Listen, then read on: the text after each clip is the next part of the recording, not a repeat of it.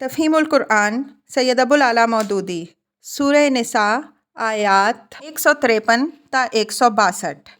اعوذ باللہ من الشیطان الرجیم، بسم اللہ الرحمن الرحیم۔ یسألک اہل الکتاب ان تنزل علیہم کتابا من السماء۔ ترجمہ: یہ اہل کتاب اگر آج تم سے مطالبہ کر رہے ہیں کہ تم آسمان سے کوئی تحریر ان پر نازل کراؤ۔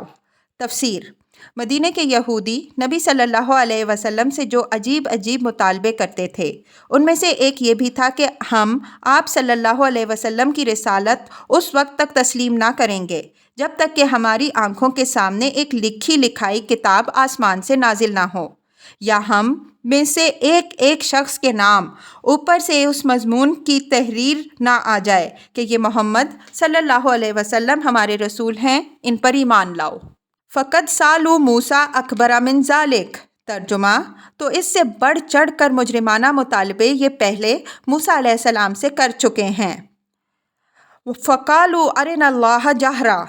ترجمہ: اس سے تو انہوں نے کہا تھا کہ ہمیں خدا کو اعلانیہ دکھا دو۔ فأخذتهم الصاعقۃ بظلمہم۔ ترجمہ: اور اسی سرکشی کی وجہ سے یکایک ان پر بجلی ٹوٹ پڑی تھی۔ تفسیر: یہاں کسی واقعے کی تفصیل بیان کرنا مقصود نہیں ہے، بلکہ یہودیوں کے جرائم کی ایک مختصر فہرست پیش کرنی مقصود ہے۔ اس لیے ان کی قومی تاریخ کے چند نمایاں واقعات کی طرف سرسری اشارات کیے گئے ہیں۔ اس آیت میں جس واقعے کا ذکر ہے وہ سورہ بقرہ کی آیت 55 میں بھی گزر چکا ہے۔ ثم اتخذوا العجل من بعد ما جاءتهم البینات۔ ترجمہ: پھر انہوں نے بچھڑے کو اپنا معبود بنا لیا، حالانکہ یہ کھلی نشانیاں دیکھ چکے تھے۔ تفسیر: کھلی نشانیوں سے مراد وہ نشانیاں ہیں جو حضرت موسیٰ علیہ السلام کے رسول مقرر ہونے کے بعد سے لے کر فرعون کے غرق ہونے اور بنی اسرائیل کے مصر سے نکلنے تک پے در پے ان لوگوں کے مشاہدے میں آ چکی تھیں۔ ظاہر ہے کہ سلطنت مصر کی عظیم الشان طاقت کے پنجوں سے جس نے بنی اسرائیل کو چھڑایا تھا وہ کوئی گائے کا بچہ نہ تھا بلکہ اللہ رب العالمین تھا، مگر یہ اس قوم کی باطل پرستی کا کمال تھا کہ خدا کی قدرت اور اس کے فضل کی روشن ترین نشانیوں کا تجربہ اور مشاہدہ کر چکنے کے بعد بھی جب جھکی تو اپنے محسن خدا کے سامنے نہیں بلکہ ایک بچھڑے کی مصنوعی مورت ہی کے آگے جھکی۔ فعفونا عن ذلک۔ ترجمہ: اس پر بھی ہم نے ان سے درگزر کیا۔ وآتینا موسیٰ سلطانا مبینا۔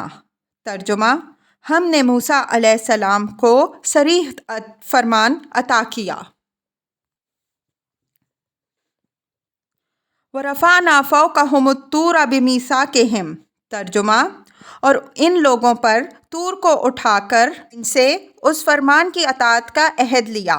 تفسیر: صریح فرمان سے مراد وہ احکام ہیں جو حضرت موسیٰ علیہ السلام کو تختیوں پر لکھ کر دیے گئے تھے۔ سورہ اعراف رکوع 17 میں اس کا ذکر زیادہ تفصیل کے ساتھ آئے گا، اور عہد سے مراد وہ میثاق ہے جو کوہ طور کے دامن میں بنی اسرائیل کے نمائندوں سے لیا گیا تھا۔ سورہ بقرہ آیت 63 میں اس کا ذکر گزر چکا ہے، اور اعراف آیت 171 میں پھر اس کی طرف اشارہ آئے گا۔ وَقُلْنَا لَهُمُ ادْخُلُوا الْبَابَ سُجَّدًا۔ ترجمہ: اور ہم نے ان کو حکم دیا کہ دروازے میں سجدہ ریز ہوتے ہوئے داخل ہوں۔ تفسیر: بقرہ آیت 58 اور 59۔ وَقُلْنَا لَهُمْ لَا تَعْدُوا فِي السَّبْتِ۔ ترجمہ: ہم نے ان سے کہا کہ سبت کا قانون نہ توڑو۔ وَأَخَذْنَا مِنْهُمْ مِيثَاقًا غَلِيظًا۔ ترجمہ: اور اس پر ان سے پختہ عہد لیا۔ تفسیر: بقرہ آیت 65۔ فَبِمَا نَقْضِهِمْ مِيثَاقَهُمْ وَكُفْرِهِمْ بِآيَاتِ اللَّهِ وَقَتْلِهِمُ الْأَنْبِيَاءَ بِغَيْرِ حَقٍّ وَقَوْلِهِمْ قُلُوبُنَا غُلْفٌ۔ ترجمہ: آخر کار ان کی عہد شکنی کی وجہ سے اور اس وجہ سے کہ انہوں نے اللہ کی آیات کو جھٹلایا اور متعدد پیغمبروں کو ناحق قتل کیا، اور یہاں تک کہا کہ ہمارے دل غلافوں میں محفوظ ہیں۔ تفسیر: یہودیوں کے اس قول کی طرف سورہ بقرہ آیت 88 میں بھی اشارہ کیا گیا ہے۔ در حقیقت یہ لوگ تمام باطل پرست جوہلا کی طرح اس بات پر فخر کرتے تھے کہ جو خیالات و تعصبات اور رسم و رواج ہم نے اپنے باپ دادا سے پائے ہیں ان پر ہمارا عقیدہ اتنا پختہ ہے کہ کسی طرح ہم ان سے نہیں ہٹائے جا سکتے۔ جب کہ کبھی خدا کی طرف سے پیغمبروں نے آ کر ان کو سمجھانے کی کوشش کی، انہوں نے ان کو یہی جواب دیا کہ تم خواہ کوئی دلیل اور کوئی آیت لے آؤ، ہم تمہاری کسی بات کا اثر نہ لیں گے۔ جو کچھ مانتے اور کرتے چلے آئے ہیں وہی مانتے رہیں گے اور وہی کیے چلے جائیں گے۔ بل حالانکہ تفسیر یہ جملہ معترضہ ہے۔ طبع اللہ علیہا بکفرہم، ترجمہ حقیقت ان کی باطل پرستی کے سبب سے اللہ نے ان کے دلوں پر ٹھپا لگا دیا ہے۔ فلا یؤمنون الا قلیلا، ترجمہ اور اسی وجہ سے یہ بہت کم ہی ایمان لاتے ہیں۔ وبکفرہم وقولہم علی مریم بہتانا عظیما، ترجمہ پھر اپنے کفر میں اتنے بڑھے کہ مریم علیہ السلام پر بہتان لگایا۔ تفسیر یہ فقرہ اصل سلسلہ تقریر سے تعلق رکھتا ہے۔ حضرت عیسیٰ علیہ السلام کی پیدائش کا معاملہ یہودی قوم میں فی الواقع ذرہ برابر بھی مشتبہ نہ تھا، بلکہ جس روز پیدا ہوئے تھے اسی روز اللہ تعالیٰ نے پوری قوم کو اس بات پر گواہ بنا دیا تھا کہ یہ ایک غیر معمولی شخصیت کا بچہ ہے جس کی ولادت معجزے کا نتیجہ ہے، نہ کہ کسی اخلاقی جرم کا۔ جب بنی اسرائیل کے ایک شریف ترین اور مشہور اور نامور مذہبی گھرانے کی بن بیاہی لڑکی گود میں بچہ لیے ہوئے آئی اور قوم کے بڑے اور چھوٹے سینکڑوں ہزاروں کی تعداد میں اس کے گھر پر ہجوم کر کے آ گئے تو اس لڑکی نے ان کے سوالات کا جواب دینے کے بجائے خاموشی کے ساتھ اس نوزائیدہ بچے کی طرف اشارہ کر دیا کہ یہ تمہیں جواب دے گا۔ مجمع نے حیرت سے کہا کہ اس بچے سے ہم کیا پوچھیں جو گہوارے میں لیٹا ہوا ہے، مگر یکا یک وہ بچہ گویا ہو گیا اور اس نے نہایت صاف اور فصیح زبان میں مجمع کو خطاب کر کے کہا کہ انی عبد اللہ آتانی الکتاب وجعلنی نبیا، میں اللہ کا بندہ ہوں، اللہ نے مجھے کتاب دی ہے اور نبی بنایا ہے۔ سورہ مریم رکوع 2۔ اس طرح اللہ تعالیٰ نے اس شعبے کی ہمیشہ کے لیے جڑ کاٹ دی تھی جو ولادت مسیح علیہ السلام کے بارے میں پیدا ہو سکتا تھا۔ یہی وجہ ہے کہ حضرت عیسیٰ علیہ السلام کے سن شباب تک کو پہنچنے تک کبھی کسی نے نہ حضرت مریم علیہ السلام پر زنا کا الزام لگایا، نہ حضرت عیسیٰ علیہ السلام کو ناجائز ولادت کا طعنہ دیا۔ لیکن جب 30 برس کی عمر کو پہنچ کر آپ علیہ السلام نے نبوت کا کام کی ابتدا فرمائی اور جب آپ علیہ السلام نے یہودیوں کو ان بدعمالیوں پر ملامت کرنی شروع کی، ان کے علماء و فقہا کو ان کی ریاکاریوں پر ٹوکا، ان کے عوام اور خواص کو اس اخلاقی زوال پر متنبہ کیا جس میں وہ مبتلا تھے، اور اس پرخطر راستے کی طرف اپنی قوم کو دعوت دی جس میں خدا کے دین کو عملاً قائم کرنے کے لیے ہر قسم کی قربانیاں برداشت کرنی پڑتی تھیں اور ہر محاذ پر شیطانی قوتوں سے لڑائی کا سامنا تھا۔ تو یہ بے باک مجرم صداقت کی آواز کو دبانے کے لیے ہر ناپاک سے ناپاک ہتھیار استعمال کرنے پر اتر آئے۔ اس وقت انہوں نے وہ بات کہی جو 30 سال تک نہ کہی تھی کہ مریم علیہ السلام معاذ اللہ زانیہ ہیں اور عیسیٰ ابن مریم ولد الزنا۔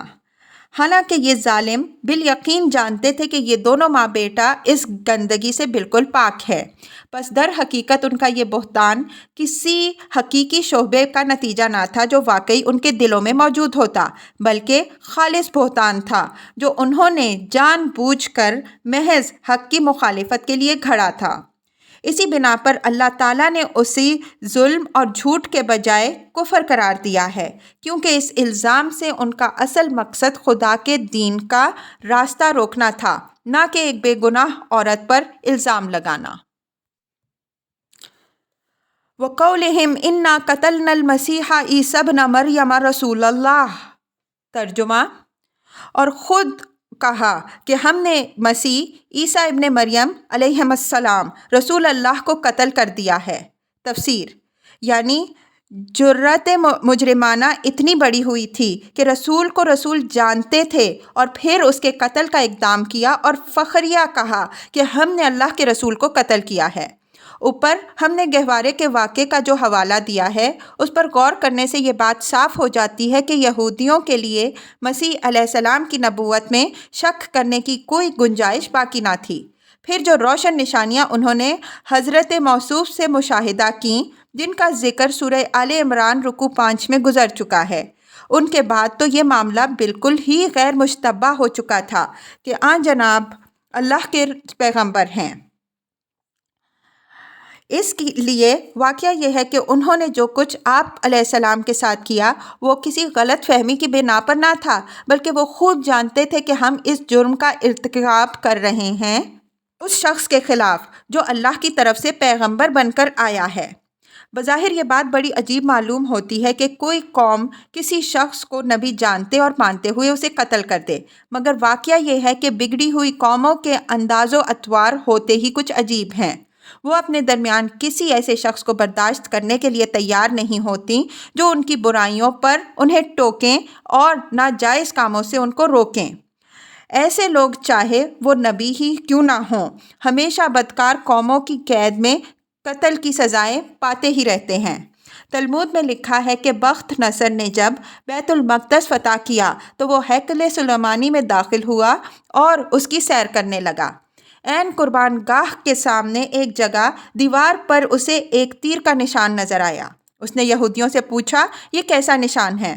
انہوں نے جواب دیا، یہاں زکریا علیہ السلام نبی کو ہم نے قتل کیا تھا، وہ ہماری برائیوں پہ ہمیں ملامت کرتا تھا۔ آخر جب ہم اس کی ملامتوں سے تنگ آ گئے تو ہم نے اسے مار ڈالا۔ بائبل میں یرمیہ نبی کے متعلق لکھا ہے کہ جب بنی اسرائیل کی بد اخلاقیاں حد سے گزر گئیں اور حضرت یرمیہ علیہ السلام نے ان کو متنبع کیا کہ ان اعمال کی پاداش میں خدا تم کو دوسری قوموں سے پامال کرا دے گا، تو ان پر الزام لگایا گیا کہ یہ شخص کسدیوں سے ملا ہوا ہے اور قوم کا غدار ہے۔ اس الزام میں ان کو جیل میں بھیج دیا گیا۔ خود حضرت مسیح علیہ السلام کے واقعہ صلیب سے 2-2.5 سال پہلے ہی حضرت یحییٰ علیہ السلام کا معاملہ پیش آ چکا تھا۔ یہودی بالعموم ان کو نبی جانتے تھے اور کم از کم یہ تو مانتے ہی تھے کہ وہ ان کی قوم کے صالح ترین لوگوں میں سے ہیں، مگر جب انہوں نے ہیرودس کے دربار کی برائیوں پر تنقید کی تو اسے برداشت نہ کیا گیا۔ پہلے جیل بھیجے گئے اور پھر والی ریاست کی معشوقہ کے مطالبے پر ان کا سر قلم کر دیا گیا۔ یہودیوں کے اس ریکارڈ کو دیکھتے ہوئے یہ کوئی حیرت کی بات نہیں ہے کہ انہوں نے اپنے ضام میں مسیح علیہ السلام کو سولی پر چڑھانے کے بعد سینے پر ہاتھ مار کر کہا، ہم نے اللہ کے رسول کو قتل کیا ہے۔ وما قتلوہ وما صلبوہ، ترجمہ، حالانکہ فی الواقع انہوں نے نہ اس کو قتل کیا نہ اس کو صلیب چڑھایا۔ تفسیر۔ یہ پھر جملہ معترضہ ہے۔ وَلَٰكِن شُبِّهَ لَهُمْ، ترجمہ، بلکہ معاملہ ان کے لیے مشتبہ کر دیا گیا۔ تفسیر۔ یہ آیت تصریح کرتی ہے کہ حضرت مسیح علیہ السلام صلیب پر چڑھائے جانے سے پہلے اٹھا لیے گئے تھے، اور یہ کہ مسیحیوں اور یہودیوں دونوں کا خیال یہ ہے کہ مسیح علیہ السلام نے صلیب پر جان دی، محض غلط فہمی پر مبنی ہے۔ قرآن اور بائبل کے بیانات کے متقابل مطالعہ کرنے سے ہم یہ سمجھتے ہیں کہ غالباً پونٹیس پائلٹ کی عدالت میں تو پیشی آپ کی ہوئی تھی، مگر جب وہ سزائے موت کا فیصلہ سنا چکا اور جب یہودیوں نے مسیح علیہ السلام جیسے پاک نفس انسان کے مقابلے میں ایک ڈاکو کو زیادہ قیمتی ٹھہرا کر اپنی حق دشمنی اور باطل پسندی پر آخری مہر بھی لگا دی، تب اللہ تعالیٰ نے کسی وقت آپ جناب کو اٹھا لیا۔ بعد میں یہودیوں نے جس شخص کو صلیب پر چڑھایا وہ آپ کی ذات مقدس نہ تھی بلکہ کوئی اور شخص تھا، جس کو نامعلوم کس وجہ سے ان لوگوں نے عیسیٰ علیہ السلام سمجھ لیا۔ تاہم ان کا جرم اس سے کم نہیں ہوتا، کیونکہ جس کو انہوں نے کانٹوں کا تاج پہنایا، جس کے منہ پر تھوکا اور جسے ذلت کے ساتھ صلیب پر چڑھایا، اس کو وہ عیسیٰ ابن مریم علیہ السلام سمجھ ہی رہے تھے۔ اب یہ معلوم کرنے کا ہمارے پاس کوئی ذریعہ نہیں ہے کہ معاملہ کس طرح ان کے لیے مشتبہ ہو گیا، چونکہ اس باب میں کوئی یقینی ذریعہ معلومات نہیں ہے، اس لیے مجرد قیاس و گمان اور افواہوں کی بنیاد پر یہ نہیں کہا جا سکتا کہ اس شعبے کی نوعیت کیا تھی جس کی بنا پر یہودی یہ سمجھے کہ انہوں نے عیسیٰ ابن مریم علیہ السلام کو صلیب چڑھایا، حالانکہ عیسیٰ ابن مریم علیہ السلام ان کے ہاتھ سے نکل چکے تھے۔ وَإِنَّ الَّذِينَ اخْتَلَفُوا فِيهِ لَفِي شَكٍّ مِّنْهُ، ترجمہ، اور جن لوگوں نے اس کے بارے میں اختلاف کیا ہے وہ بھی دراصل شک میں مبتلا ہیں۔ مَا لَهُم بِهِ مِنْ عِلْمٍ إِلَّا اتِّبَاعَ الظَّنِّ، ترجمہ، ان کے پاس اس معاملے میں کوئی علم نہیں ہے، محض گمان ہی کی پیروی ہے۔ تفسیر: اختلاف کرنے والوں سے مراد عیسائی ہیں۔ ان میں مسیح علیہ السلام کے مصلوب ہونے پر کوئی ایک متفق علیہ قول نہیں ہے، بلکہ بیسیوں اقوال ہیں جن کی کثرت خود اس بات پر دلالت کرتی ہے کہ اصل حقیقت ان کے لیے بھی مشتبہ ہی رہی۔ ان میں سے کوئی کہتا ہے کہ صلیب پر جو شخص چڑھایا گیا وہ مسیح نہ تھا بلکہ مسیح کی شکل میں کوئی اور تھا جسے یہودی اور رومی سپاہی ذلت کے ساتھ صلیب دے رہے تھے، اور مسیح وہیں کسی جگہ کھڑا ان کی حمایت پر ہنس رہا تھا۔ کوئی کہتا ہے کہ صلیب پر چڑھایا تو مسیح علیہ السلام ہی کو تھا، مگر ان کی وفات صلیب پر نہیں ہوئی بلکہ اتارے جانے کے بعد ان میں جان تھی۔ کوئی کہتا ہے کہ انہوں نے صلیب پر وفات پائی اور پھر وہ جی اٹھے اور کم و بیش 10 مرتبہ اپنے مختلف حواریوں سے ملے اور باتیں کی۔ کوئی کہتا ہے کہ صلیب کی موت مسیح علیہ السلام کے جسم انسانی پر واقع ہوئی اور وہ دفن ہوا، مگر الوہیت کی روح جو اس میں تھی وہ اٹھا لی گئی۔ اور کوئی کہتا ہے کہ مرنے کے بعد مسیح علیہ السلام جسم سمیت زندہ ہوئے اور جسم سمیت اٹھائے گئے۔ ظاہر ہے کہ اگر ان لوگوں کے پاس حقیقت کا علم ہوتا تو اتنی مختلف باتیں ان میں مشہور نہ ہوتیں۔ وَمَا قَتَلُوهُ يَقِينًا، ترجمہ، انہوں نے مسیح علیہ السلام کو یقین کے ساتھ قتل نہیں کیا۔ بَلْ رَفَعَهُ اللَّهُ إِلَيْهِ، ترجمہ، بلکہ اللہ نے اس کو اپنی طرف اٹھا لیا۔ تفسیر: یہ اس معاملے کی اصل حقیقت ہے جو اللہ نے بتائی ہے۔ اس میں جزم اور صراحت کے ساتھ جو چیز بتائی گئی ہے وہ صرف یہ ہے کہ حضرت مسیح علیہ السلام کو قتل کرنے میں یہودی کامیاب نہیں ہوئے، اور یہ کہ اللہ تعالیٰ نے ان کو اپنی طرف اٹھا لیا۔ اب رہا یہ سوال کہ اٹھا لینے کی کیفیت کیا تھی، تو اس کے متعلق کوئی تفصیل قرآن میں نہیں بتائی گئی۔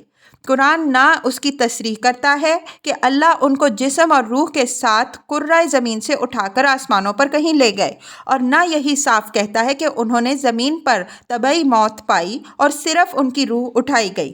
اس لیے قرآن کی بنیاد پر نہ تو ان میں سے کسی ایک پہلو کی قطعی نفی کی جا سکتی ہے اور نہ اس بات، لیکن قرآن کے انداز بیان پر غور کرنے سے یہ بات بالکل نمایاں طور پر محسوس ہوتی ہے کہ اٹھائے جانے کی نوعیت و کیفیت خواہ کچھ بھی ہو، بہرحال مسیح علیہ السلام کے ساتھ اللہ نے کوئی ایسا معاملہ ضرور کیا ہے جو غیر معمولی نوعیت کا ہے۔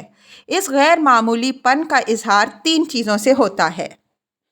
ایک یہ کہ عیسائیوں میں مسیح علیہ السلام کے جسم اور روح سمیت اٹھائے جانے کے عقیدے پہلے سے موجود تھا، اور ان اسباب میں سے تھا جن کی بنا پر ایک بہت بڑا گروہ الوہیت مسیح علیہ السلام کا قائل ہوا۔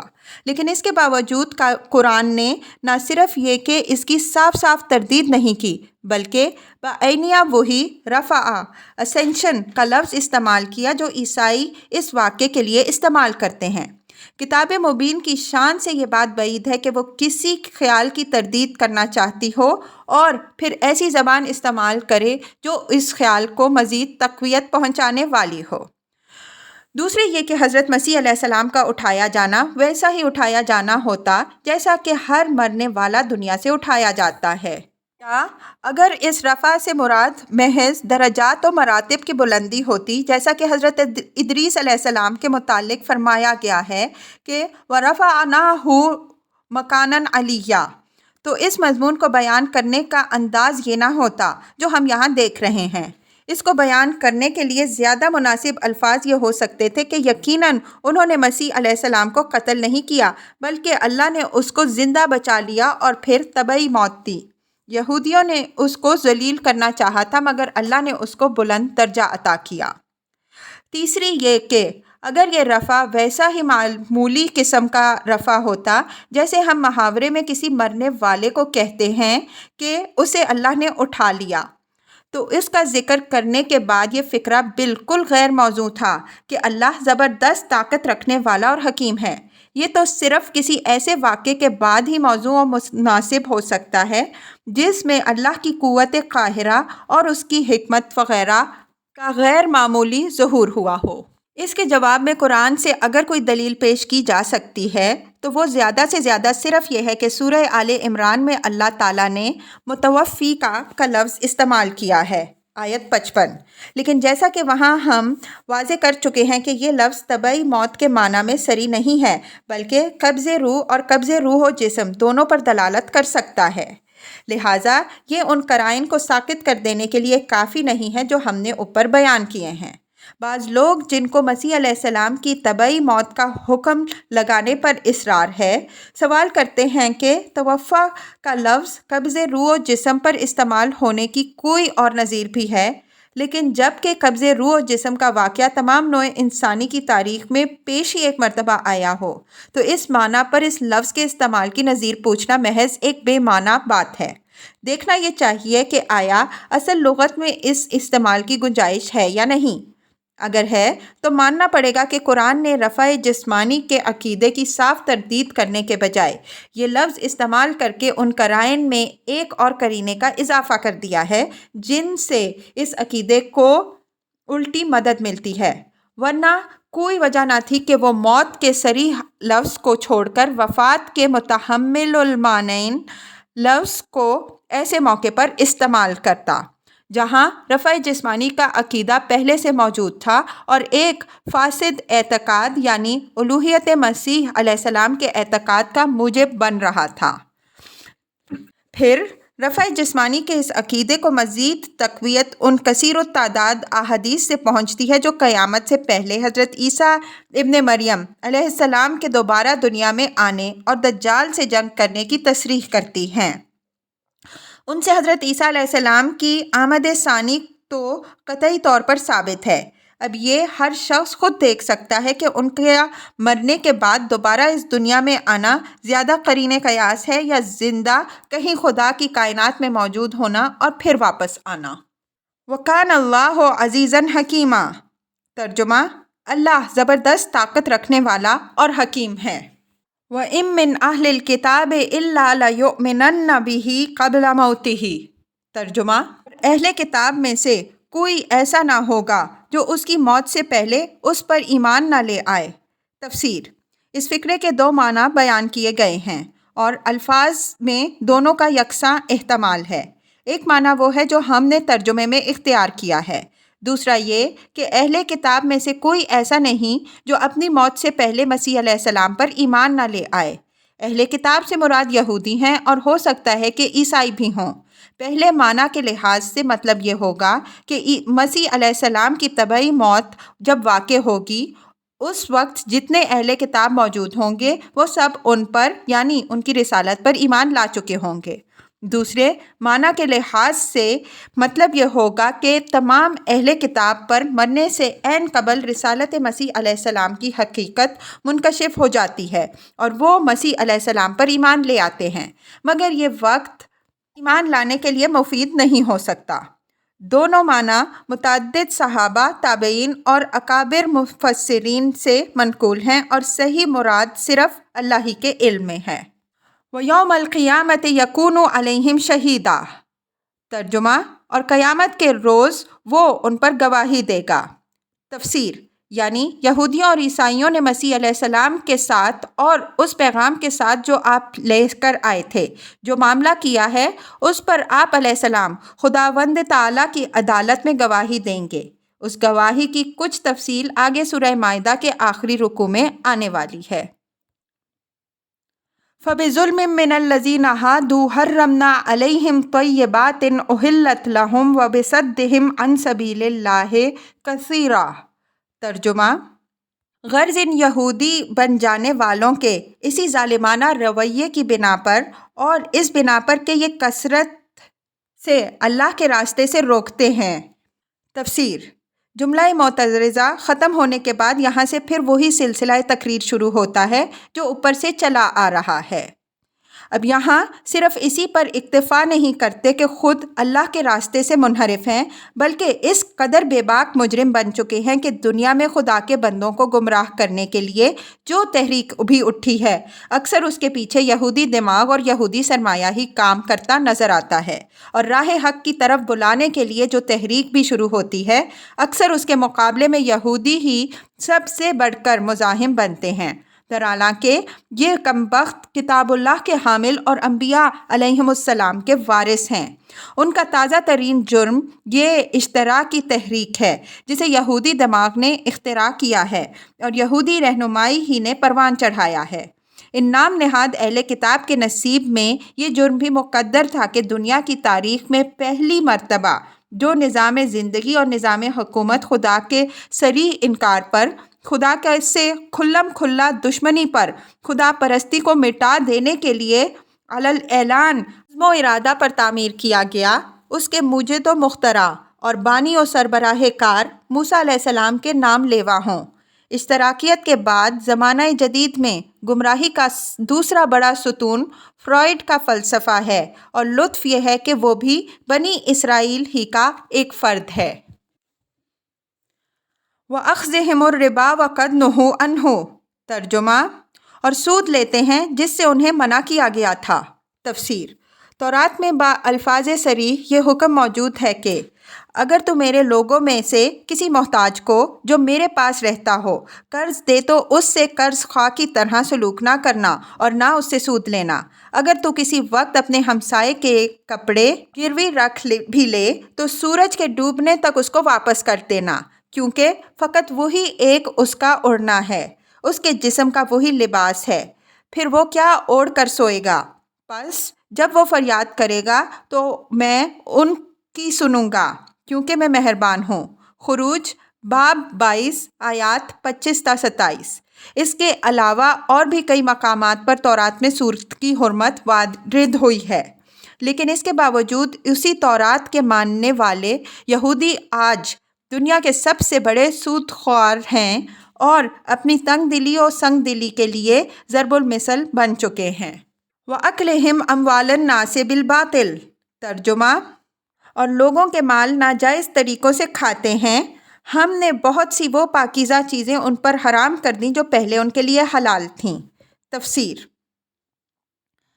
غالباً یہ اسی مضمون کی طرف اشارہ ہے جو آگے سورہ انعام کی آیت 146 میں آنے والا ہے، یعنی یہ کہ بنی اسرائیل پر تمام وہ جانور حرام کر دیے گئے تھے جن کے ناخن ہوتے ہیں، اور ان پر گائے اور بکری کی چربی بھی حرام تھی۔ اس کے علاوہ ممکن ہے کہ اشارہ ان دوسری پابندیوں اور سختیوں کی طرف بھی ہو جو یہودی فقہ میں پائی جاتی ہیں۔ کسی گروہ کے لیے دائرہ زندگی کو تنگ کر دیا جانا فی الواقع اس کے حق میں ایک طرح کی سزا ہی ہے۔ وَأَعْتَدْنَا لِلْكَافِرِينَ مِنْهُمْ عَذَابًا أَلِيمًا، ترجمہ، اور جو لوگ ان میں سے کافر ہیں ان کے لیے ہم نے دردناک عذاب تیار کر رکھا ہے۔ تفسیر۔ یعنی اس قوم کے جو لوگ ایمان و اطاعت سے منحرف اور بغاوت و انکار کی روش پر قائم ہیں، ان کے لیے خدا کی طرف سے دردناک سزا تیار ہے، دنیا میں بھی اور آخرت میں بھی۔ دنیا میں جو عبرتناک سزا ان کو ملی اور مل رہی ہے وہ کبھی کسی دوسری قوم کو نہیں ملی۔ 2000 برس ہو چکے ہیں کہ زمین پر کہیں ان کو عزت کا ٹھکانہ میسر نہیں، دنیا میں تتر بتر کر دیے گئے ہیں اور ہر جگہ غریب الوطن ہیں۔ کوئی دور ایسا نہیں گزرتا جس میں وہ دنیا کے کسی نہ کسی خطے میں ذلت کے ساتھ پامال نہ کیے جاتے ہوں، اور اپنی دولت مندی کے باوجود کوئی جگہ ایسی نہیں جہاں انہیں احترام کی نگاہ سے دیکھا جاتا ہو۔ پھر غضب یہ ہے کہ قومیں پیدا ہوتی اور مٹتی ہیں مگر اس قوم کو موت بھی نہیں آتی۔ اس کو دنیا میں لا یموت فیہا ولا یحییٰ کی سزا دی گئی ہے تاکہ قیامت تک دنیا کی قوموں کے لیے ایک زندہ نمونہ عبرت بنی رہے اور اپنی سرگزشت سے یہ سبق دیتی رہے کہ خدا کی کتاب بغل میں رکھ کر خدا کے مقابلے میں باغیانہ جسارتیں کرنے کا یہ انجام ہوتا ہے۔ رہی آخرت تو انشاءاللہ وہاں کا عذاب اس سے بھی زیادہ دردناک ہوگا۔ لیکن الراسخون فی العلم منہم والمؤمنون یؤمنون بما انزل الیک وما انزل من قبلک۔ ترجمہ: مگر ان میں سے جو لوگ پختہ علم رکھنے والے ہیں اور ایماندار ہیں وہ سب اس تعلیم پر ایمان رکھتے ہیں جو تمہاری طرف نازل کی گئی ہے اور جو تم سے پہلے نازل کی گئی تھی۔ تفسیر: یعنی ان میں سے جو لوگ کتب آسمانی کی حقیقی تعلیم سے واقف ہیں اور ہر قسم کے تعصب، جاہلانہ ضد، آبائی تقلید اور نفس کی بندگی سے آزاد ہو کر اس امر حق کو سچے دل سے مانتے ہیں جس کا ثبوت آسمانی کتابوں سے ملتا ہے، ان کی روش کافر اور ظالم یہودیوں کی عام روش سے بالکل مختلف ہے۔ اس کو بیک نظر محسوس ہو جاتا ہے کہ جس دین کی تعلیم پچھلے انبیاء علیہم السلام نے دی تھی اسی کی تعلیم قرآن دے رہا ہے، اس لیے وہ بے لاگ حق پرستی کے ساتھ دونوں پر ایمان لے آتے ہیں۔ والمقیمین الصلاۃ والمؤتون الزکاۃ والمؤمنون باللہ والیوم الآخر۔ ترجمہ: اس طرح کے ایمان لانے والے، نماز اور زکوٰۃ کی ادائیگی کرنے والے اور اللہ اور روز آخر پر سچا عقیدہ رکھنے والے، اولئک سنؤتیہم اجرا عظیما۔ ترجمہ: ایسے لوگوں کو ہم ضرور اجر عظیم عطا فرمائیں گے۔